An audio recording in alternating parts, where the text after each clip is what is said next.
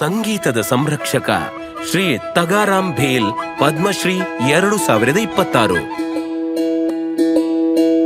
ಮೂಲ್ ಸಾಗರ್ ಗ್ರಾಮ, ಜೈಸಲ್ಮೇರ್, ರಾಜಸ್ಥಾನ.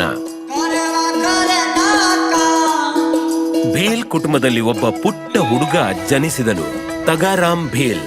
ಅವರು ಭಾರತದ ಪ್ರಾಚೀನ ಜಾನಪದ ಸಂಗೀತ ವಾದ್ಯವಾದ ಅಲ್ಗೋಜಾದ ಮಾಂತ್ರಿಕರಾಗಿ ಬೆಳೆದರು. ಆಲ್ಗೂಜಾ ನುಡಿಸುವುದು ತುಂಬಾ ಕಷ್ಟ. ಶುದ್ಧ ಸ್ವರವನ್ನು ಸುಸ್ವರವಾಗಿಸಲು ಸತತವಾಗಿ ಸುದೀರ್ಘ ಸಮಯದವರೆಗೆ ಒಂದೇ ಉಸಿರಿನಲ್ಲಿ ಒಂದೇ ರೀತಿಯಾಗಿ ಊದಬೇಕಾಗುತ್ತೆ.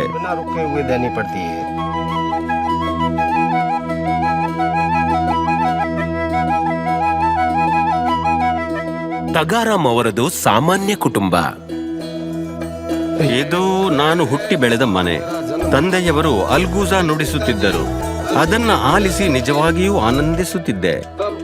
ಆಡು ಮೇಯಿಸುತ್ತಿದ್ದಾಗ ಅಲ್ಗೂಜಾ ನುಡಿಸಿ ಕಲಿಯಲು ಪ್ರಾರಂಭಿಸಿದೆ.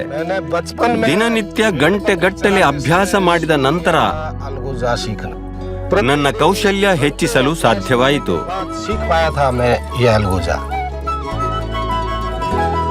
ಪರಿಸ್ಥಿತಿ ಕಷ್ಟಕರವಾಗಿದ್ದರೂ ತಗಾರಾಮ್ ಹಿಂಜರಿಯಲಿಲ್ಲ.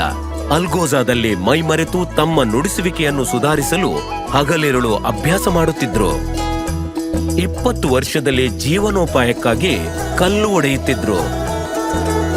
ಅವರಿಗೆ ಸಂಗೀತ ಕೂಟದಲ್ಲಿ ಭಾಗವಹಿಸಿ ಅಲ್ಗೋಜಾ ನುಡಿಸಲು ಅವಕಾಶ ಸಿಕ್ಕಿತು. ಮೆತ್ತಗೆ ದೂರದವರು ಮತ್ತು ಹತ್ತಿರದವರು ಅಲ್ಗೋಜಾದ ಮಧುರ ಧ್ವನಿ ಆಲಿಸೋಕೆ ಬರಲು ಪ್ರಾರಂಭಿಸಿದ್ರು. ಅವರು ಉತ್ತರ ಅಮೆರಿಕ, ಯುರೋಪ್ ಮತ್ತು ಜಪಾನ್ನಲ್ಲಿ ಪ್ರದರ್ಶನ ನೀಡಿದರು. ಹೀಗಾಗಿ ಭಾರತದ ಪ್ರಾಚೀನ ಸಾಂಪ್ರದಾಯಿಕ ಜಾನಪದ ಸಂಗೀತವು ಪ್ರಪಂಚದಾದ್ಯಂತ ಖ್ಯಾತಿಯಾಯಿತು.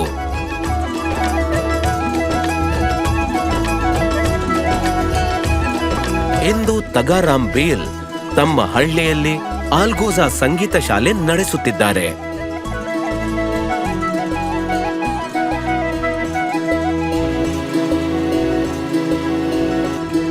ಅವರು ತಮ್ಮ ಕೌಶಲ್ಯಪೂರ್ಣ ಕೈಗಳಿಂದ ಅಲ್ಗೋಜಾವನ್ನು ಸಹ ತಯಾರಿಸುತ್ತಾರೆ.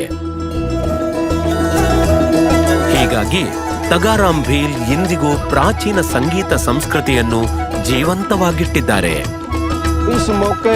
ಈ ಸಂದರ್ಭದಲ್ಲಿ ಎಲ್ಲರಿಗೂ ಹೇಳುವುದೇನೆಂದರೆ, ನಿಮ್ಮ ಪಯಣದಲ್ಲಿ ಯಾವುದೇ ಅಡೆತಡೆ ಬಂದರೂ ಗುರಿಗೆ ಬದ್ಧರಾಗಿರಿ. ಕಷ್ಟಪಟ್ಟು ಕೆಲಸ ಮಾಡಿ. ಯಶಸ್ಸು ಖಂಡಿತ ನಿಮ್ಮದಾಗುತ್ತದೆ. ಜೈ ಹಿಂದ್. ಶ್ರೀ ತಗಾರಾಮ್ ಭೇಲ್ ಪದ್ಮಶ್ರೀ 2026. ಕೋಟಿ ಕೋಟಿ ನಮಸ್ಕಾರ.